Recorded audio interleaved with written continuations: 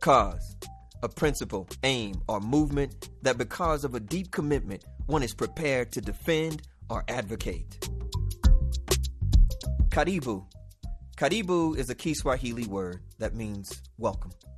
Welcome, you found yourself in a peaceful place, a place where you can grow and develop, and we hope grow and develop to your fullest potential. This is a podcast that we hope will expand your mind and raise your consciousness. Welcome to The Cause, conversations on music, history, and democracy.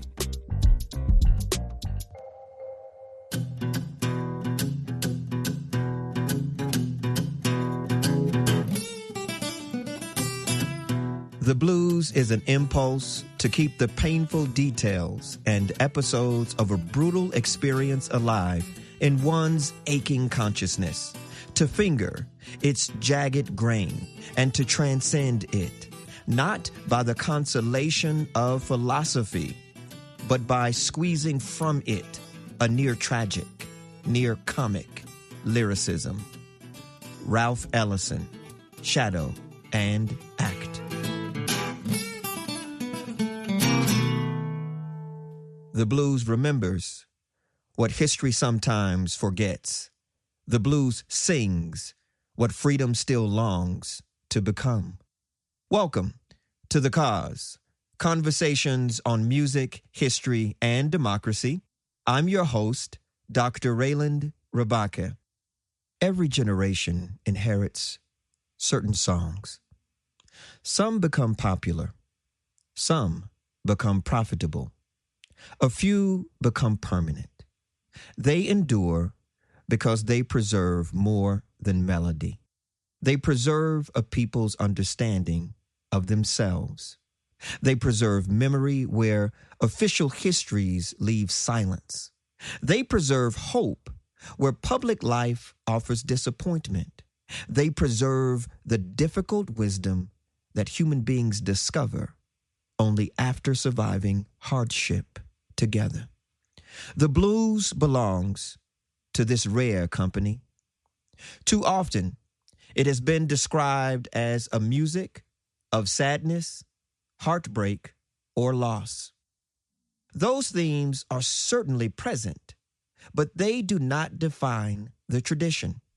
The blues is not an escape from history.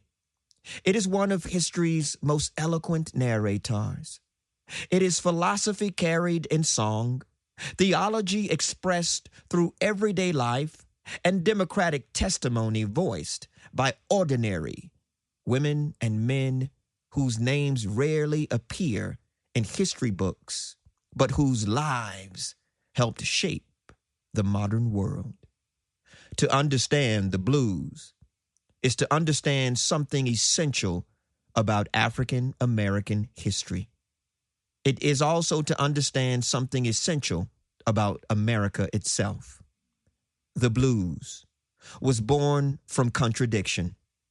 It emerged from a nation that proclaimed liberty while protecting slavery, celebrated democracy while denying citizenship, and promised opportunity while constructing systems of racial domination. Black communities confronted these contradictions not only through protest and political organizing, but also through culture. They sang before they could vote. They created before they were recognized as creators. They imagined freedom long before law acknowledged their humanity. Music became one of the first democratic spaces they could truly call their own. The blues teaches us that history is never only what governments record or institutions preserve. History also lives in memory, ritual, family, faith, language, laughter, and song. Every blues performance carries traces of lives that refused disappearance. Every verse insists that suffering deserves witness and that dignity survives even under conditions designed to destroy it.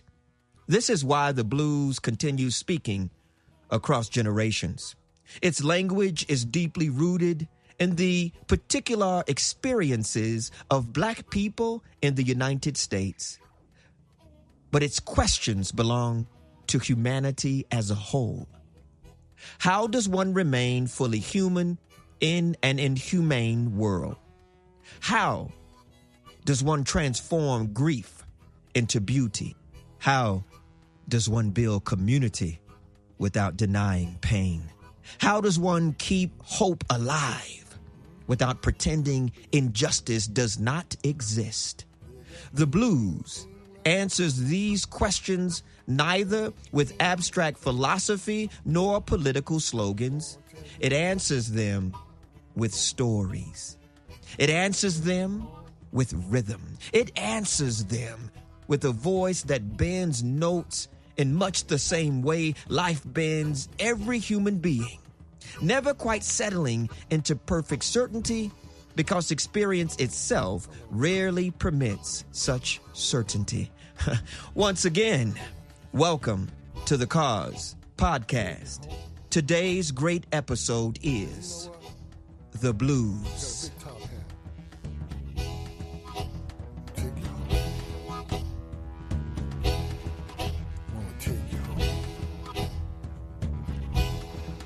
Wanna take you home.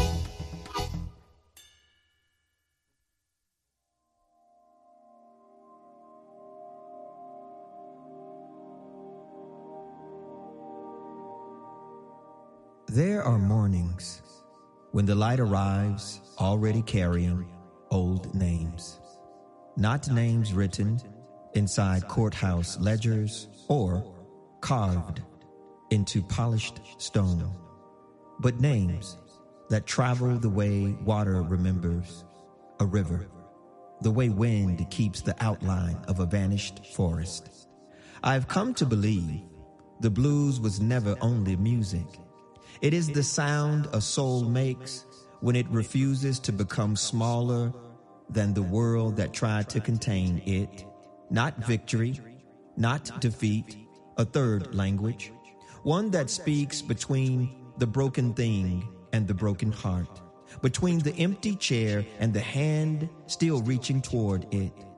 Some truths cannot survive ordinary conversation. They need breath. They need vibration. They need a guitar string leaning against silence until silence begins telling the truth.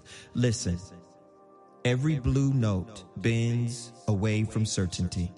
It refuses the straight road. It chooses instead the long curve where grief learns to recognize joy without pretending they are the same traveler. Every musical tradition has a history. The history of the blues begins long before anyone called it the blues. Its deepest roots reach across the Atlantic Ocean into the musical cultures of West and Central Africa, where music formed an essential part of everyday life rather than a separate category called entertainment. Songs accompanied birth, work, worship, celebration, mourning, courtship, conflict, and reconciliation. Rhythm organized communal life. Call and response encouraged participation rather than passive observation. Improvisation rewarded creativity while honoring tradition. Music belonged to everyone because community belonged to everyone.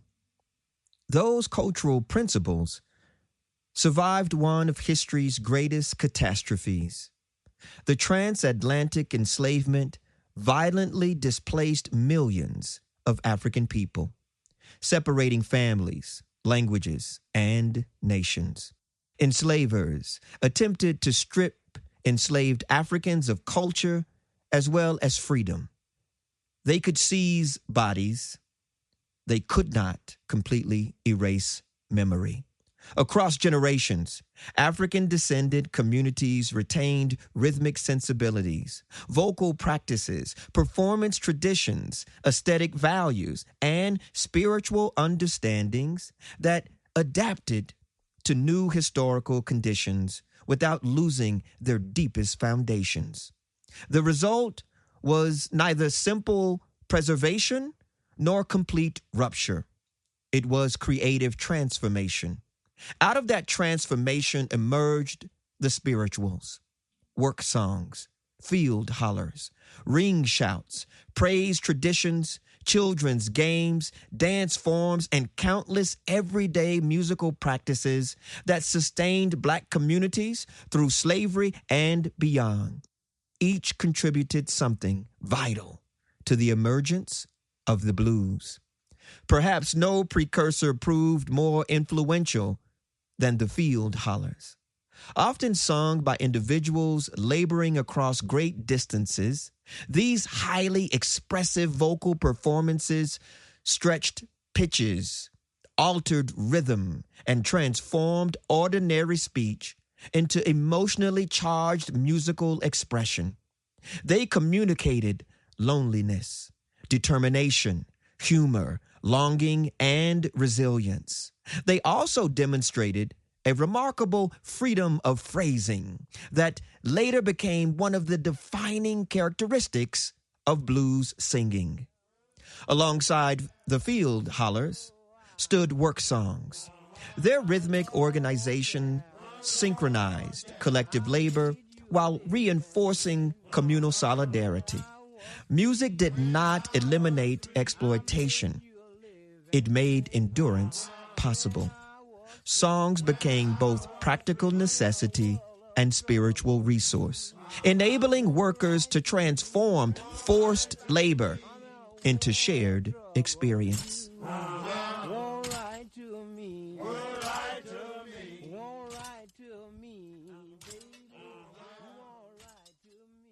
Black religious life also shaped the emerging tradition of the blues.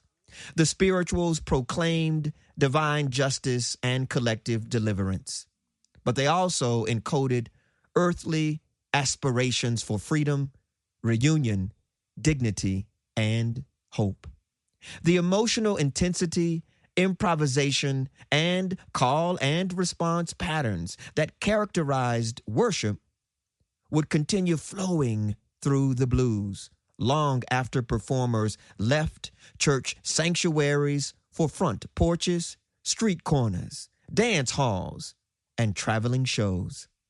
The blues did not abandon this sacred inheritance. It carried it into the ordinary struggles of daily life.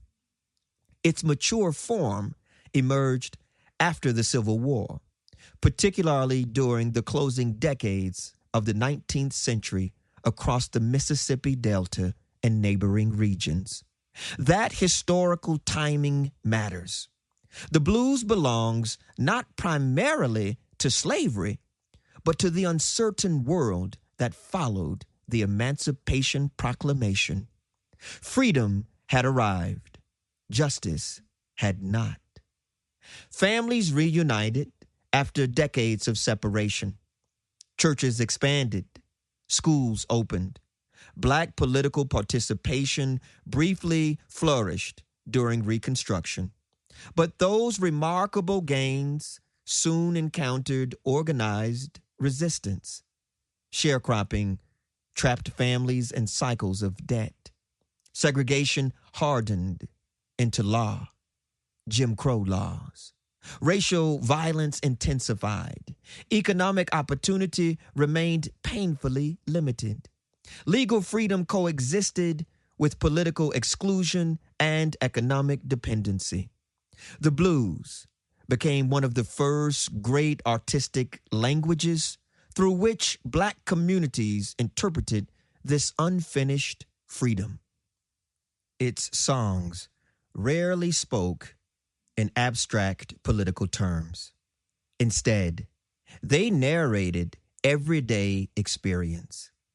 Roads, trains, rivers, storms, wages, love, migration, work, loneliness, humor, family, and faith all became subjects worthy of artistic reflection because ordinary life itself had become the terrain on which freedom would either flourish or fail.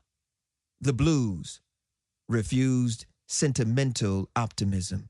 It refused despair. Instead, it occupied the difficult space between them, acknowledging suffering without surrendering to it. That emotional honesty became one of the tradition's greatest philosophical achievements.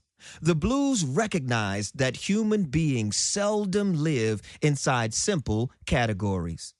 Joy and grief often share the same afternoon. Faith and doubt frequently inhabit the same heart. Loss and possibility sometimes travel the same road.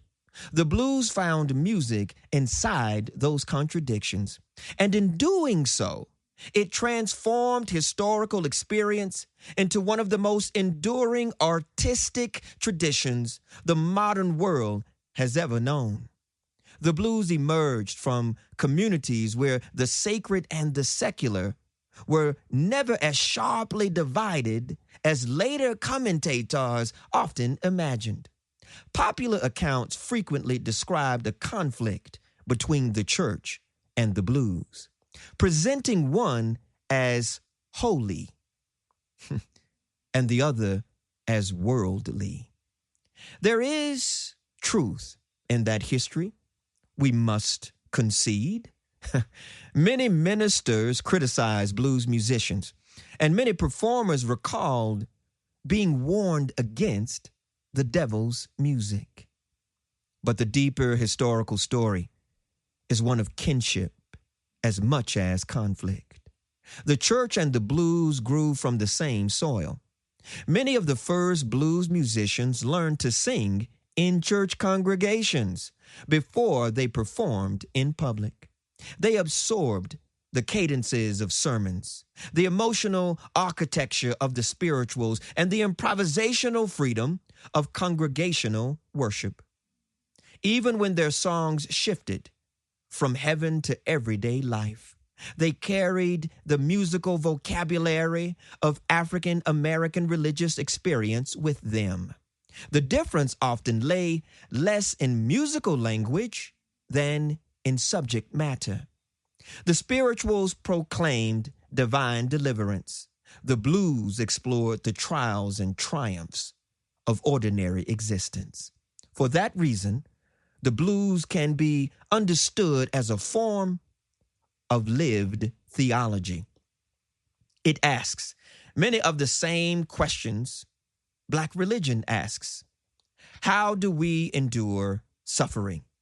How do we remain faithful to one another? How do we find meaning after loss? What does redemption look like in a world where injustice refuses to disappear? Its answers are not delivered through doctrine. They emerge through experience. The blues teaches that healing begins with honesty. Radical honesty. One cannot overcome sorrow by pretending it does not exist. One must first name it, sing it, share it. In giving voice to pain, the blues transforms isolation into community. A private burden becomes a collective recognition. The audience does not merely observe the performance. It participates in it, answering a lyric with applause, laughter, encouragement, or quiet understanding. Performance becomes conversation, and conversation becomes a form of communal care. This understanding reaches back to African musical traditions in which performer and audience rarely occupied separate worlds. Music belonged to the community. Every participant contributed something. That democratic impulse remained alive in the blues. The singer offered testimony. The listeners completed its meaning. I have watched sorrow change its clothes. Some days it dressed itself as memory. Some days it answered to the name of love. Some days it became laughter so unexpected that everyone in the room remembered their own unfinished healing. Perhaps this is why the blues never asks whether hope is possible. Hope is too small a question. The better question is this: how will we live when nothing promised has fully arrived? How will we greet another morning without abandoning the evening that shaped us? How will we carry our dead without becoming buried beside them? The blues does not answer. It accompanies. Like an old friend walking beside you without trying to outrun your sorrow. Its wisdom is never hurried.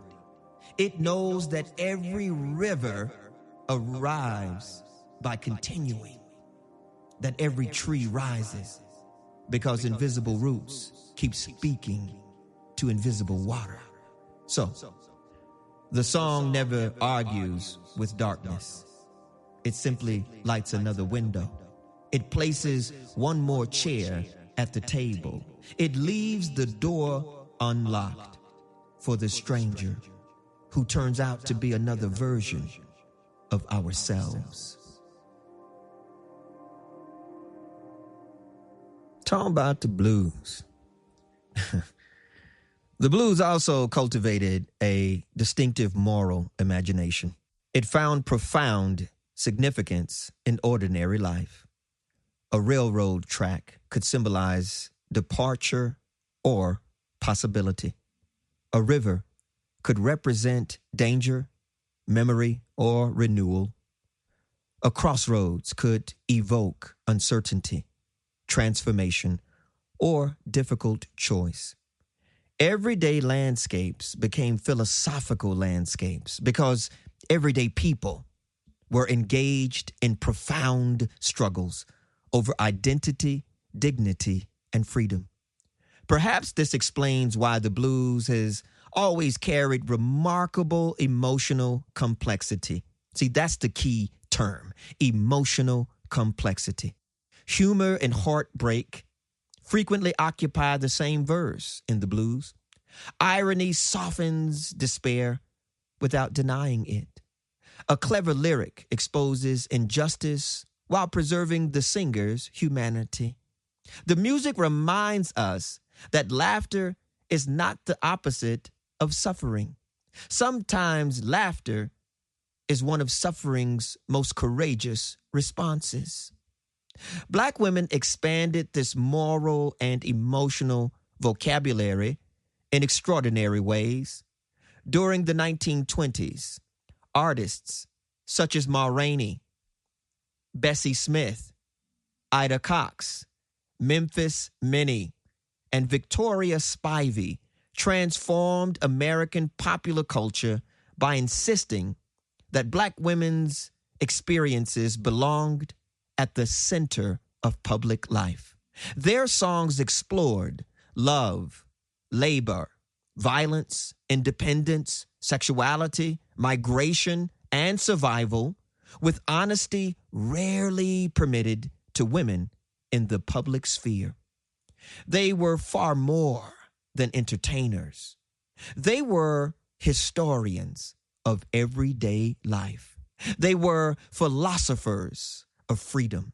They were public intellectuals whose classrooms were theaters, dance halls, and recording studios. Their music challenged racial hierarchy, gender inequality, and respectability politics, not through formal political speeches, but through artistic authority. They demonstrated that black women possessed both the right and the ability to narrate their own lives. In doing so, they enlarged the democratic possibilities of American culture. The musical language of the blues reflected the richness of these historical experiences. Its famous blue notes, bending between major and minor tonalities, created emotional shades difficult to capture within European conventional music. Call and response linked individual expression to communal participation. Improvisation rewarded creativity while honoring inherited forms. Syncopated rhythms disrupted rigid expectations, while flexible phrasing allowed singers to shape time according to emotion rather than mechanical demands. The voice remained the central instrument. Long before technical perfection became a commercial expectation, blues singers valued expressive truth. A rough voice could communicate emotional depth more effectively than flawless precision. Silence could become as meaningful as sound. A pause could reveal hesitation, longing, exhaustion, or hope. Every performance reminded listeners that technique serves expression and not the reverse. The guitar eventually became the instrument most closely associated with the blues, but it never stood alone. Harmonica, piano, bass, drums, and later electric instruments expanded the music's expressive possibilities, the sonic palette of the blues. The blues welcomed innovation without abandoning its historical identity. New technologies altered sound, but they did not erase memory. As the 20th century unfolded, another great historical transformation reshaped both Black America and the blues itself. I'm talking about the Great Migration. The Great Migration carried millions of African Americans from the rural South to cities across the North, the Midwest, and the West. They left in search of safer communities, better schools, political participation, and economic opportunity. They traveled by train, by automobile, and sometimes simply by hope. They carried family photographs, church traditions, recipes, stories, and songs. But most of all, they carried the blues. In cities such as Chicago, Detroit, St. Louis, Kansas City, Memphis, and Los Angeles, the music encountered new audiences and new environments. Front porch performances gave way to neighborhood clubs. Acoustic guitars competed with crowded dance halls and industrial noise. Amplification became not merely a technological convenience, but an artistic necessity. The blues adapted because Black communities adapted. The music retained its emotional honesty while expanding its sonic vocabulary. Electric guitars, amplified harmonicas, larger ensembles, and more powerful rhythmic foundations reflected the changing realities of urban life. Migration reshaped the music because migration reshaped the people who created the music. This period also produced many of the tradition's most influential artists. Charlie Patton helped define the Delta style through commanding performances that blended storytelling with extraordinary rhythmic vitality.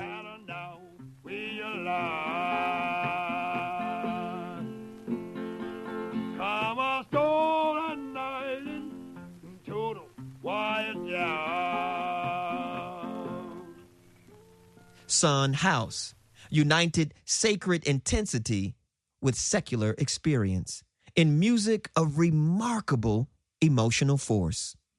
And what about one of my absolute favorites, Robert Johnson? Oh,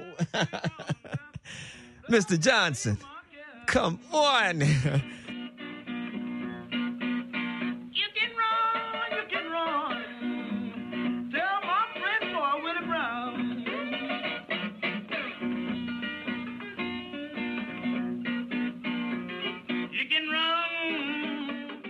Robert Johnson demonstrated how sophisticated guitar technique, poetic imagination, and expressive singing could transform personal experience into enduring art. When Muddy Waters arrived in Chicago, he helped create a new urban sound that carried the Delta, the Mississippi Delta, into the industrial North.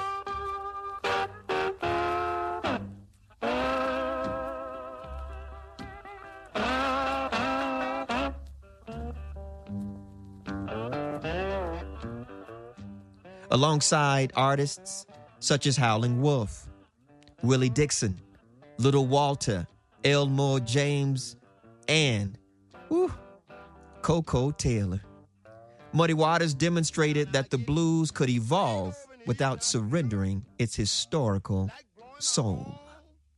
The story of these musicians is not merely the story of individual genius.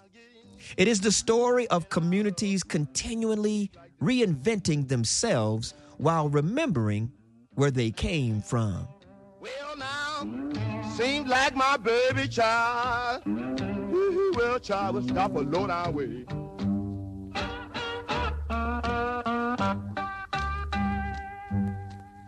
And as the blues entered recording studios, radio stations, and concert halls, it began reshaping not only Black musical life, but the sound of the modern world itself.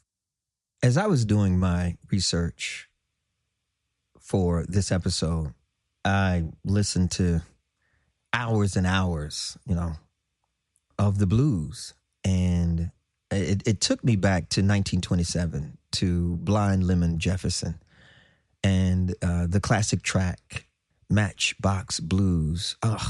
It took me back to How Long Blues by Leroy Carr and Scrapper Blackwell. And then what about Mississippi John Hurt or Memphis Minnie? Of course, I don't need to say anything about my love affair with Bessie Smith. There would be no Billie Holiday without Bessie Smith. It made me think about Sonny Boy Williamson. I've already mentioned Charlie Patton's Son House, but what about Blind Willie Johnson? Ooh, Blind Willie Johnson. If you want to hear some music, and this is part of the playlist that I have specially curated. I got a special blues playlist for you, but on the playlist, I've got Blind Willie Johnson singing Keep Your Lamp Trimmed and Burning. Of course, it made me think about Robert Johnson, my beloved, one of my absolute favorites. Robert Johnson, who recorded so many of his classic tracks in Dallas, Texas. The great Robert Johnson. And I'm thinking about a track like Crossroad Blues by Robert Johnson. Crossroad Blues. What about Robert Johnson's track where he basically contributes the anthem of the Chicago blues scene? If you want to go back and get a 1936 classic song by Robert Johnson called Sweet Home, Chicago.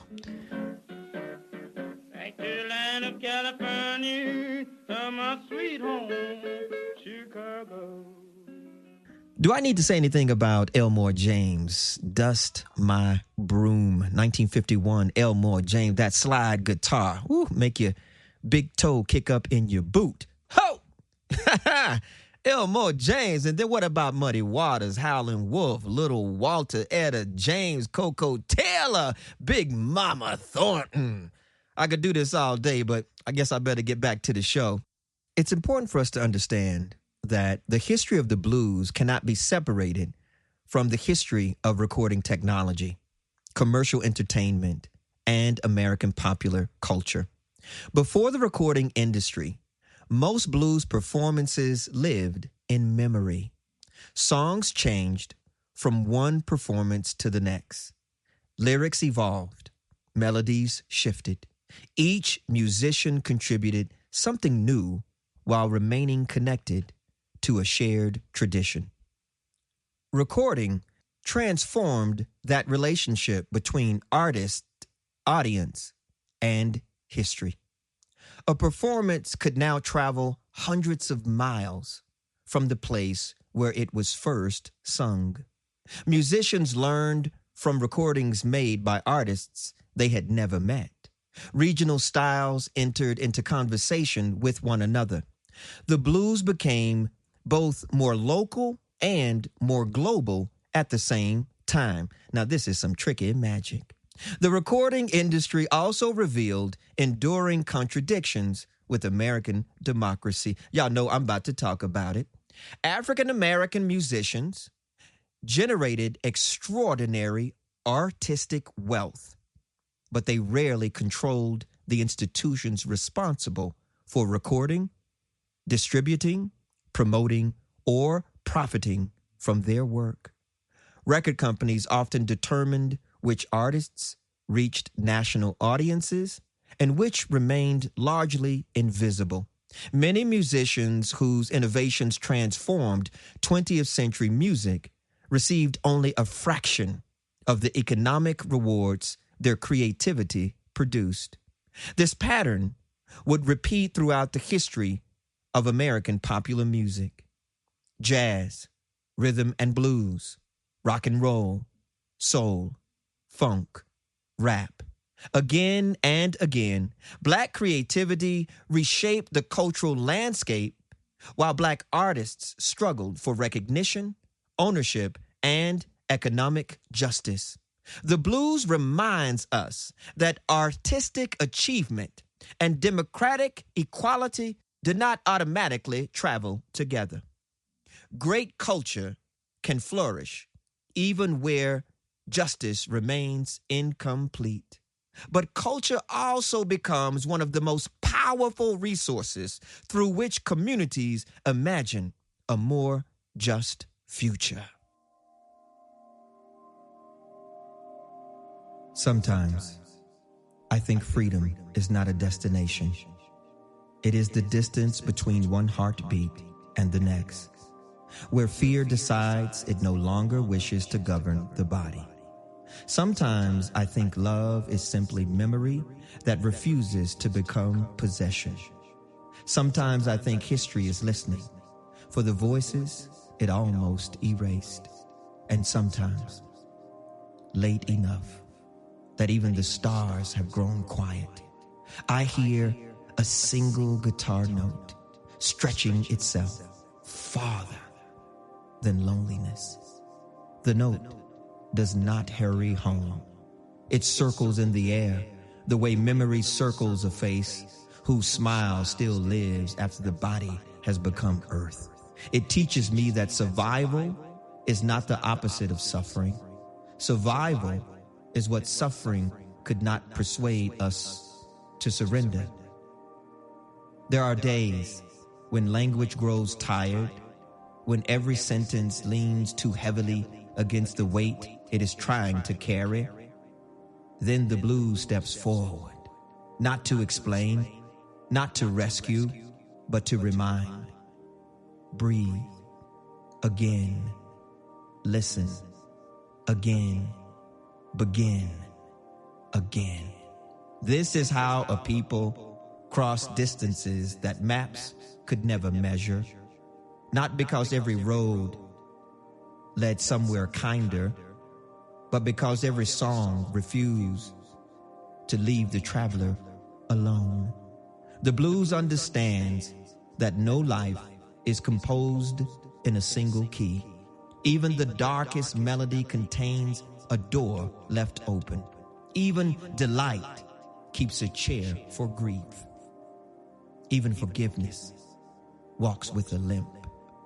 Nothing true arrives untouched.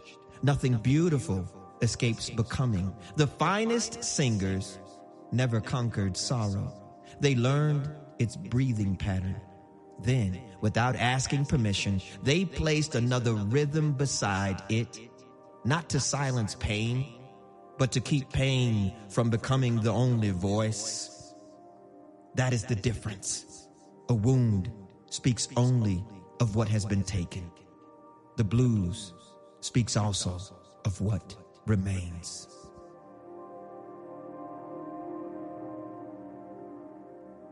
The influence of the blues extends far beyond the boundaries of the genre itself. It stands at the center of the history of modern black music and, in many respects, modern popular music as a whole. Jazz inherited its expressive phrasing and emotional directness. Gospel adopted its melodic flexibility while redirecting it toward explicitly sacred themes. Rhythm and blues grew directly from its rhythmic and harmonic foundations. Soul united blues testimony with gospel conviction. Funk transformed its rhythmic impulse into dense collective grooves and polyrhythms.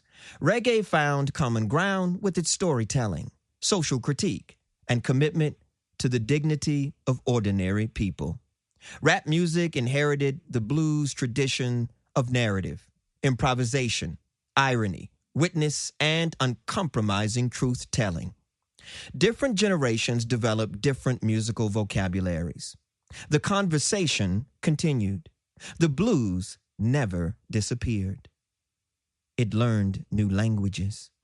Its influence also reached literature, theater, visual art, and philosophy. Writers discovered in the blues a model for narrating history from the perspective of those often excluded from official accounts. Poets borrowed its rhythms. Novelists adopted its structures of repetition and variation. Historians recognized that songs preserve forms of memory unavailable through government archives or institutional records. Philosophers found in the blues a rich meditation on freedom, suffering, resilience, and hope. The blues became more than music. It became a method for understanding the world. That is one of the reasons the blues continues speaking with such urgency in the 21st century. Its central questions have not disappeared. How do communities preserve dignity under conditions of inequality?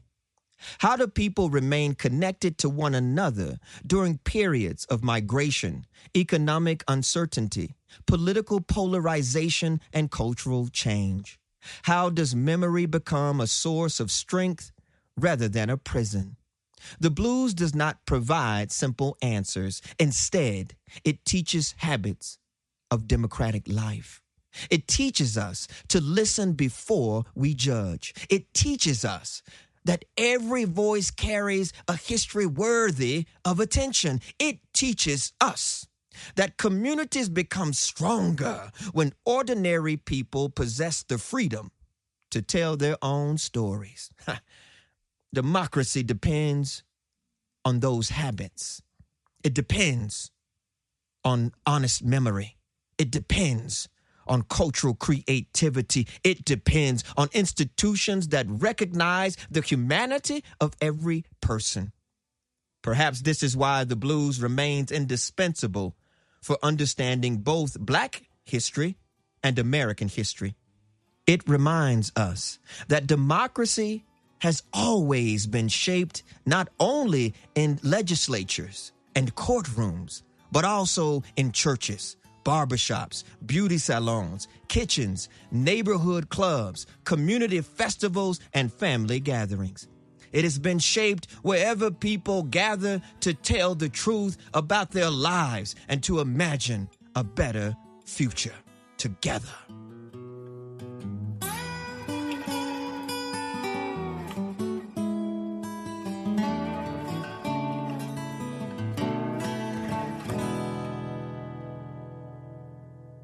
Throughout this episode, I have been sharing with you excerpts, little poetic interludes of a brand new piece I've been working on called Some Truths Cannot Survive Ordinary Conversation. And I'm really drawing heavily on the blues aesthetic, and I'm really trying to place myself in the blues tradition. And there is a blues poetry tradition, just like there's a jazz poetry tradition. And so this piece is really kind of a response to the blues aesthetic, to blues culture, to that long blues tradition that reaches all the way back to the ancestors and comes forward. You know, so we're talking about from the spirituals all the way through to rap music today, and Afro beats and reggae music, a lot of this music that I'm bumping and listening to, contemporary gospel, and so on and so forth. So here is a musical poem. This is that section of the program that we call Poetry for the People.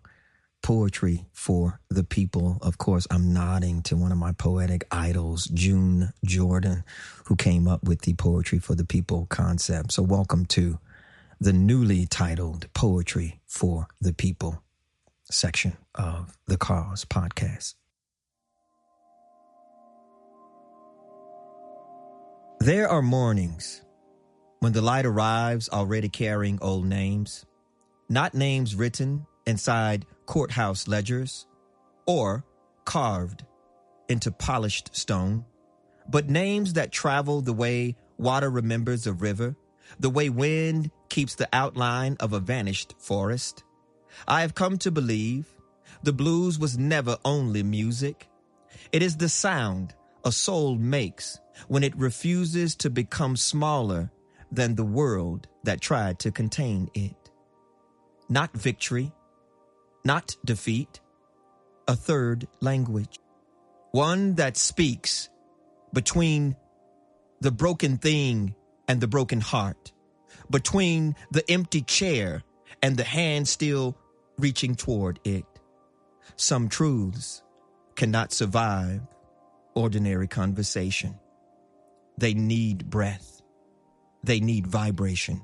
They need a guitar string leaning against silence until silence begins telling the truth. Listen, every blue note bends away from certainty. It refuses the straight road. It chooses instead the long curve where grief learns to recognize joy without pretending they are the same traveler. I have watched sorrow change its clothes. Some days it dressed itself as memory. Some days it answered to the name of love. Some days it became laughter so unexpected that everyone in the room remembered their own unfinished healing. Perhaps this is why the blues never asks whether hope is possible. Hope is too small a question. The better question is this: how will we live when nothing promised has fully arrived? How will we greet another morning without abandoning the evenings that shaped us? How will we carry our dead without becoming buried beside them? The blues does not answer. It accompanies. Like an old friend walking beside you without trying to outrun your sorrow. Its wisdom is never hurried. It knows that every river arrives by continuing, that every tree rises because invisible roots keep speaking to invisible water. So the song never argues with darkness. It simply lights another window. It places one more chair at the table. It leaves the door unlocked for the stranger who turns out to be another version of ourselves. Sometimes I think freedom is not a destination. It is the distance between one heartbeat and the next, where fear decides it no longer wishes to govern the body. Sometimes I think love is simply memory that refuses to become possession. Sometimes I think history is listening for the voices it almost erased. And sometimes, late enough, that even the stars have grown quiet, I hear a single guitar note stretch itself farther than loneliness. The note does not hurry home. It circles in the air the way memory circles a face whose smile still lives after the body has become earth. It teaches me that survival is not the opposite of suffering. Survival is what suffering could not persuade us to surrender. There are days when language grows tired, when every sentence leans too heavily against the weight it is trying to carry. Then the blues steps forward, not to explain, not to rescue, but to remind. Breathe again, listen again, begin again. This is how a people crossed distances that maps could never measure. Not because every road led somewhere kinder, but because every song refused to leave the traveler alone. The blues understands that no life is composed in a single key. Even the darkest melody contains a door left open. Even delight keeps a chair for grief. Even forgiveness walks with a limp. Nothing true arrives untouched. Nothing beautiful escapes becoming. The finest singers never conquered sorrow. They learned its breathing pattern. Then, without asking permission, they placed another rhythm beside it. Not to silence pain, to keep pain from becoming the only voice. That is the difference. A wound speaks only of what has been taken. The blues speaks also of what remains. A hand, a laugh, a child learning harmony before learning history. Rain finding the roof of an old house that still knows how to shelter its people. Morning arriving without apology. If I have inherited anything, I hope it is not certainty. I hope it is the courage to stay open, to bend without breaking, to carry another person's sorrow long enough for it to become light enough to share. Perhaps that is what every great song has always known. We are not saved from one another. We are saved through one another. So, when the last guitar falls quiet, listen longer. The music has only changed its address. It is moving now through conversation, through hands lifting other hands, through strangers becoming neighbors, through children who discover that dignity has its own rhythm, through elders whose silence contains whole libraries, through every heart that refuses to trade compassion for comfort. The blues never asked to become immortal. It only hoped that somewhere, someone, hearing one honest note, would remember that the human spirit was always larger than its suffering. Some truths cannot survive ordinary conversation. They need breath. They need vibration. They need a guitar string leaning against silence until silence becomes telling the truth. Listen, every blue note bends away from certainty. It refuses the straight road. It chooses instead the long curve where grief learns to recognize joy without pretending they are the same traveler.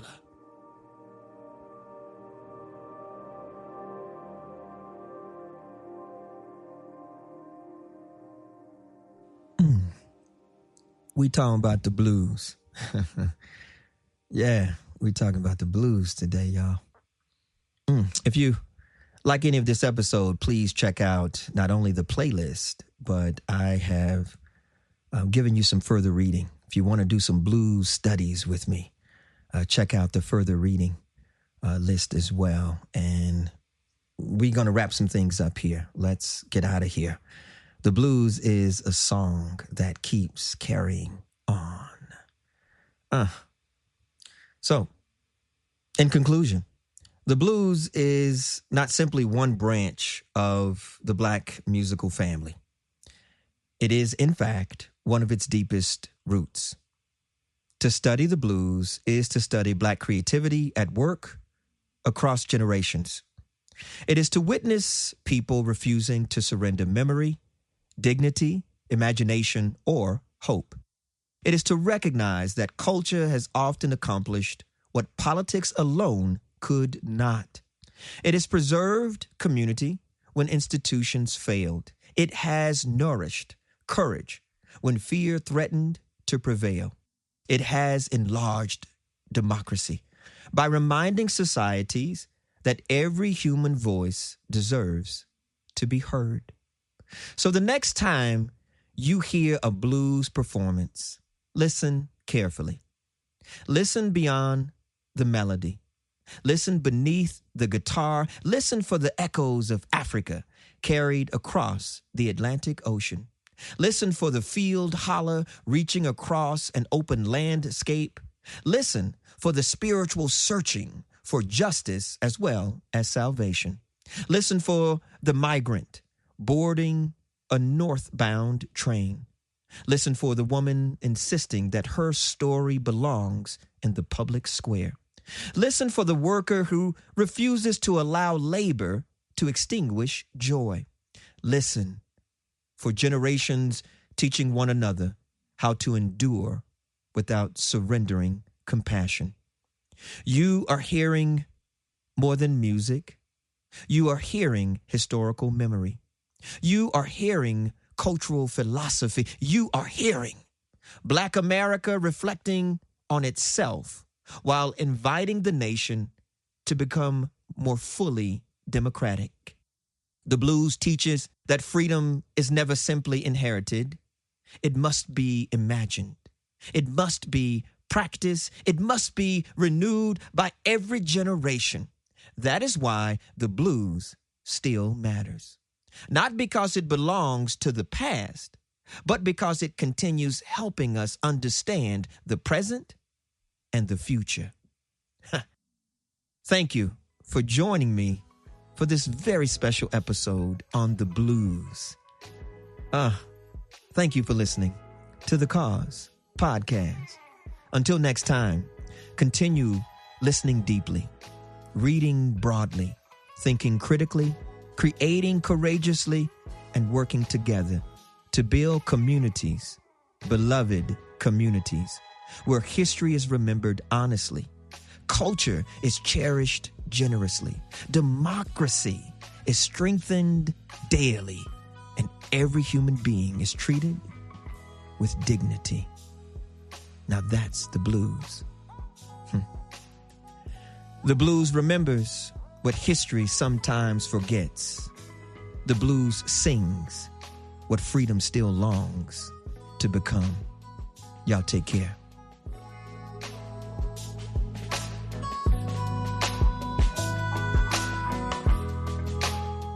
Thank you for joining us for The Cause Podcast with Dr. Reiland Rabaka.